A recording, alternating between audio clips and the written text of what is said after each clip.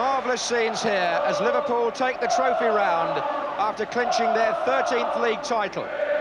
A tremendous second half recovery after they trailed to 8990 시즌 여느 때와 같이 리버풀이 리그 우승을 차지합니다. 이는 다른 클럽들이 감히 넘볼 수 없던 무려 18번째 리그 우승의 대기록이었으며 리버풀의 레전드이자 그 자체인 달글리시 감독과의 아름다운 고별전이자 팬들에게 주는 선물이기도 했죠. 근 26년간 지속된 리버풀의 황금기는 실로 엄청났습니다. 그 26년간 들어올린 트로피의 개수만 무려 27개로 거의 1년에 하나씩은 뭔가를 들어올렸던 것이죠. 트로피 없이 리그 2에서 3위로 시즌을 마감하면 기자들이 대놓고 이번 시즌 리버풀 왜 이렇게 못하냐 라고 감독에게 질문을 던질 정도였죠. 이후 수네스가 14대 감독으로 부임, 본격적으로 활동을 시작하던 91-92 시즌은 풋볼 1부 리그의 마지막 시즌이기도 했습니다. 해당 시즌 리버풀은 6위를 하게 되는데 이는 28년 만에 리버풀이 리그 5위 아래를 기록한 순간이기도 하죠. 이런 26년의 달콤한 황금기를 뚫고 찾아온 리그 6위라는 성적에 오히려 리버풀 팬들은 크게 동요하지 않았습니다. 감독 부임 1년 차니까 그럴 수 있지. 맨날 고기만 먹을 수 있나? 한 번은 채소도 먹어야지. 올해가 풋볼 리그 마지막 시즌이니까 안 좋은 기운 액땜에다 치자. 한 번은 그럴 수도 있지. 오히려 팬들은 리버풀의 황금기 시절 선수로 활약했던 수네스 감독이 제2의 달글리시가 되기를 기대하고 있었죠. 이때까지만 해도 리버풀 팬들은 승리에 완전히 취해 있었고 이러한 붉은 제국의 황금기는 영원할 것만 같았죠.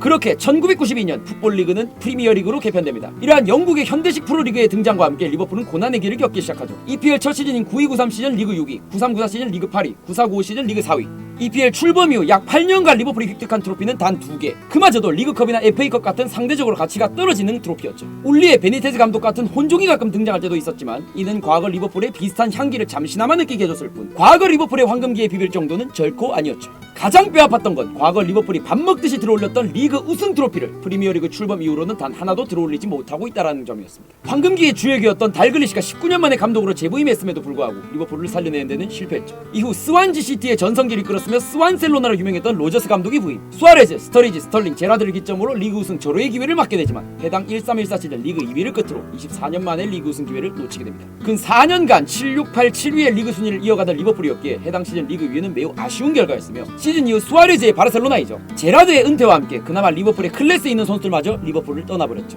2010년대 들어서는 탑4에도 거의 들지 못하는 등 사실상 리버풀은 몰락의 길을 걷고 있었습니다. 선수들에겐 B클럽 진출을 위해 잠시 거쳐가는 클럽 취급을 받았고 몇십 년을 기다려온 팬들은 13-14 시즌 이후 슬슬 리그 우승의 희망을 접기 시작했죠. 당시 리버풀 대주주이다 구단주인 FSG 그룹 회장인 존 헨리는 고민에 빠집니다. 축구에 대해 해박한 지식이 없던 그가 보더라도 지금의 리버풀은 망하는 것이 보일 정도였죠.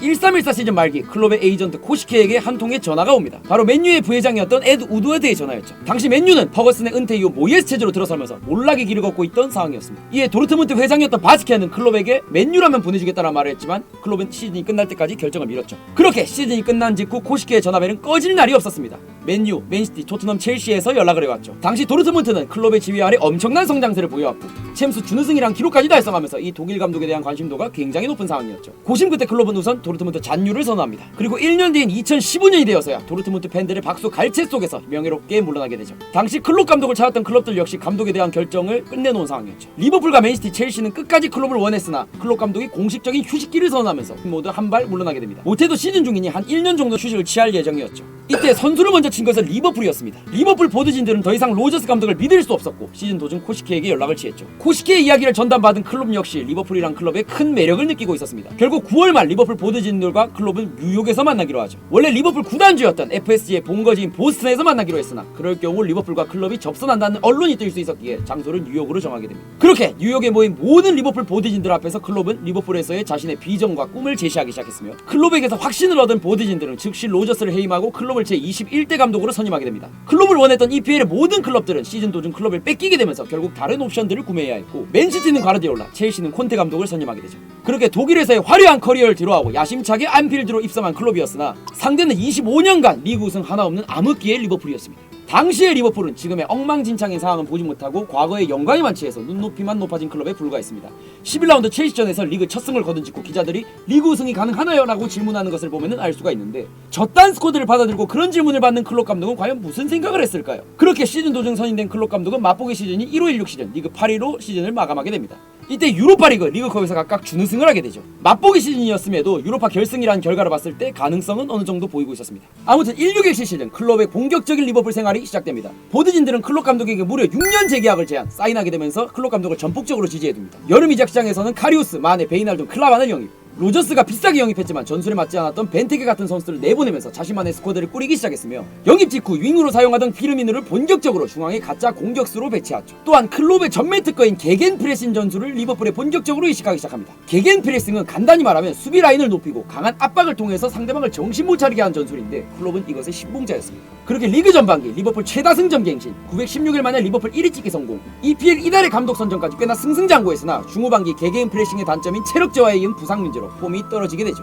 당시까지만 하더라도 클롭은 개개인 프레싱 전술 자체에 너무나도 의존하는 경향이 컸는데 도르트문트 시즌이었던 1-4-15 시즌 역시 개개인 프레싱의 역효과로 인한 부상 문제로 성적이 좋지 못했죠. 즉 이때까지만 해도 전술의 유연함은 다소 떨어지는 완벽한 감독은 아니었습니다. 그럼에도 리그 막판 선수들의 활약에 힘입어 리그 4위로 시즌을 마감하게 되죠. 사실상 클롭의 1년차 치고는 꽤나 많은 가능성을 보여준 시즌이었습니다. 다음 17-18 시즌에서 살라, 로버트슨, 챔벌레인을 영입했으며 시즌 초반 팀의 에이스였던 쿠티뉴의 바르샤 이적 요청으로 클롭은 끝까지 잡아보려 했으나 결국 쿠티뉴는 떠나게 되죠. 그렇게 속칭 마누라 라인의 활약으로 공격력에 있어서는 매우 강한 리버풀이었으나 클롭 감독의 관심은 오히려 수비수였는데 당시 주전격인 사코의 경우 도핑 문제 플러스 게으름으로 인해 클롭의 눈밖에 나버렸으며 로브레는 열심히는 하는데 계속해서 아쉬운 모습을 보였고 그나마 마팁이 밥값 정도는 해주고 있었죠. 수비가 최악까지는 아니었으나 분명 여기서 더 나아가려면 클래스 있는 센터백 영입이 꼭 필요했습니다. 그렇게 수비의 중요성을 깨달은 클롭 감독은 겨울 이적 시장에 한 수비수에 대한 영입 요청을 했는데 보드진들은 해당 선수의 이적료를 보고는 깜짝 놀랄 수밖에 없었습니다. 분명 수비수였지만 이적료가 무려 1000억이 육박했는데 이는 리버풀 역대 최고의 이적료 영입이자 세계 최고의 수비수 이적료가 될 예정이었죠. 하지만 보드진들은 클롭의 판단을 전적으로 신뢰했고 그렇게 반데이크가 클롭의 레코드를 깨고 리버풀에 합류하게 됩니다. 그러나 유적불이라는 별명답게 무패 행진의 리그 1위 맨시티전은 4-3으로 승리하면서 정작 리그 19, 22에게 연속 패배한 듯 아직은 정제되지 않은 모습을 보였죠. 그러나 나쁘지만은 않은 신호였던 게 분명 상위권 팀을 상대로 높은 승률을 보이고 있었기 때문에 수비만 가다듬어서 하위권 팀들만 잘 잡아낸다라고 한다면은 리그 1위도 충분히 노려볼 만한 상황이 된 것이죠. 그렇게 17-18 시즌 리그 4위로 2시즌 연속 4위를 기록하게 됩니다. 그리고 이 시기 리버풀은 챔스에서 엄청난 이변을 만들어내는데 당시 8강 상대였던 패배 맨시티를 상대로 1, 2차전을 모두 승리하며 10년 만에 챔스 4강에 진출합니다. 해당 시즌 맨시티는 EPL 최초 승점 100점 승리라는 대기록을 달성한 미친 팀이었는데 이런 팀을 2번이나 잡은 것이죠. 이때 1차전 3골을 넣은 직후 압박을 거두고 4-2로 내려앉는 전술을 구사했으며 2차전은 두 줄 수비 역습 전술로 1-2 승리를 거두게 되면서 전술의 유연함을 더하게 되는 클롭 감독입니다. 4강 로마전의 경우 오히려 로마가 미들진에서 강한 압박을 가져갔지만 오히려 리버풀은 카운터 전술인 뒷공간을 파고들게 되면서 총합 7-6으로 로마를 꺾고 결승에 진출했죠. 그렇게 결승전 호날두, 베일, 벤제마의 BBC 레알을 상대로 좋은 경기를 가져갔으나 여기서 아쉽게 1-3으로 석패하게 됩니다. 물론 레알 자체도 강했지만 골키퍼 카리우스의 트롤짓이라든가 살라의 부상으로 인해서 교체 투입된 랄라나의 다크템플러 활약을 봤을 때 리버풀 입장에서는 굉장히 아쉬운 결승전이었죠. 또한 리버풀이나 클롭이나 커리어상으로는 준우승 2위만 주구장창하고 있었기 때문에 보는 입장에서는 진짜 조금만 하면 잘 될 것 같은데 하는 그런 포지션의 팀과 감독이었습니다. 그러나 이전처럼 무지성 개개인 프레싱에서 벗어나 다양한 전술 능력을 얻었다는 점에서 클롭 감독은 분명 한층 더 성장한 감독이 되어 있었죠.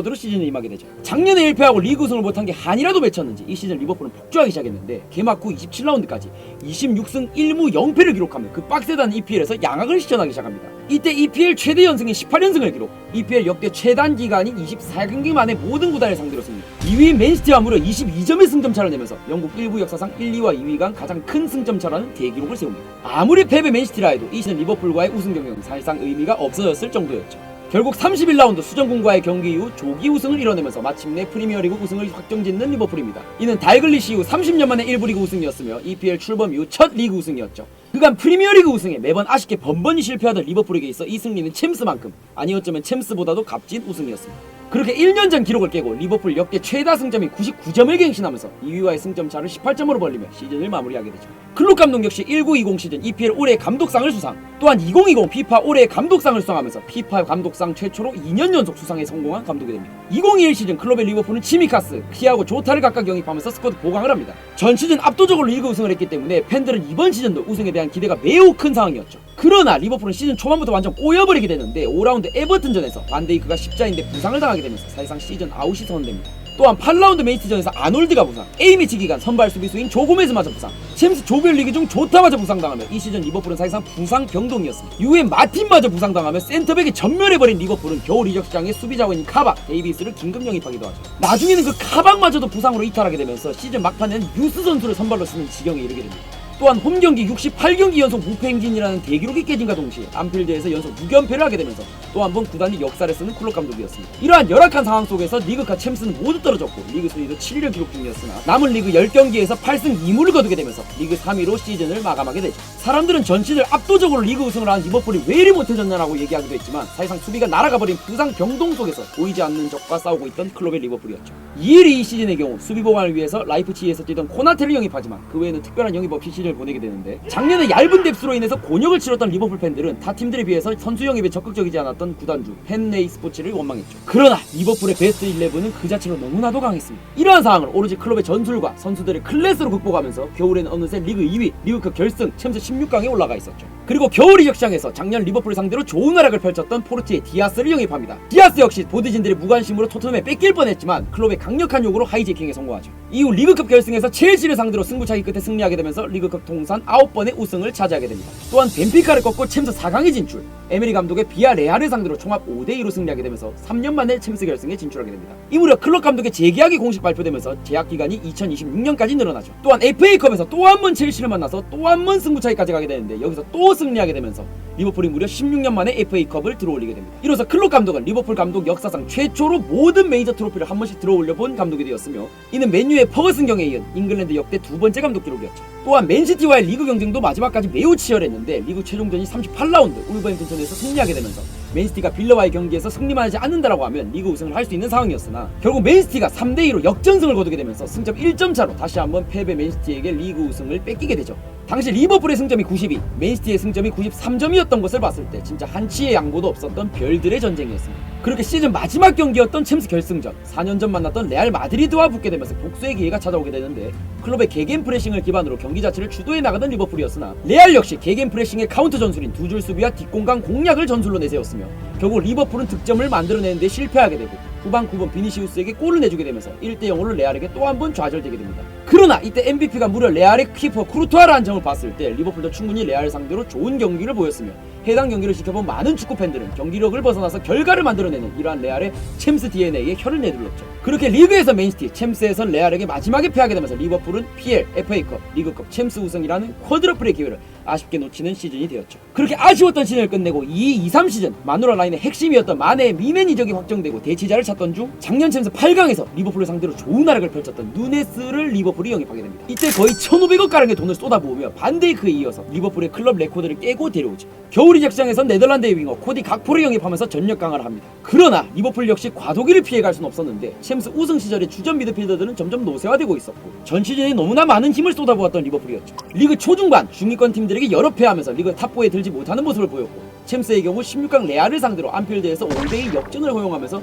무기력하게 탈락하게 됩니다. 리그컵 및 FA컵 역시 진작에 탈락했죠. 리그 막판엔 7연승을 달리는 등 탑4를 향한 마지막 불씨를 살렸으나 결국 맨유와 뉴캐슬에게 밀리며 트로피 없이 리그 5위로 시즌을 마감하게 됩니다. 이때 팬들은 클롭 감독이 마인츠, 도르트문트 시절에도 7년차에 유독 죽쓰는 모습을 많이 보였다는 점을 들어서 클롭의 7년차 징크스가 리버풀에서도 일어났다는 이야기가 나오게 되죠. 그렇게 시작된 23-24 시즌 리버풀은 대대적인 개혁을 단행하는데 우선 리버풀 제2의 황금기 주역이었던 피르미노, 밀러, 챔벌레인, 케이타, 핸더슨, 파비뉴를 모두 떠나보냅니다. 또한 그간 가장 큰 문제였던 미드필더 자원을 대거 영입하게 되는데 메갈리스터, 소보슬라이, 엔도와타르, 그라벤베르를 영입하면서 중원을 완전히 개편하게 되죠. 리버풀의 세대 교체가 전면적으로 시작되는 순간이었죠. 또한 A매치 기간 독일의 한지 플릭 감독이 경질되면서 독일 축구협회로부터 리버풀 감독직 겸임과 함께 독일 감독 자리를 맡아줄 수는 없겠냐라고 제의하자 클롭이 이를 거절하게 됩니다. 그리고 이 시즌 리그컵 결승에 진출하면서 또 한 번 첼시와 맞붙었는데 이 역시 승부차기를 갈 뻔했으나 연장 후반 막판에 반데이크의 결승골이 터지면서 1대0으로 승리하게 됩니다. 클롭의 리버풀에서의 8번째 트로피를 들어올리는 순간이었죠. 이 리그컵 결승이 있기 며칠 전이었던 2024년 1월 26일 리버풀 공식 유튜브 채널에 한 영상이 업로드되게 되는데 Well, Jürgen, we're here because you have an important message to deliver to our supporters. Would you like to tell them what that is? Yeah, I have to. I will leave the club at the end of the season.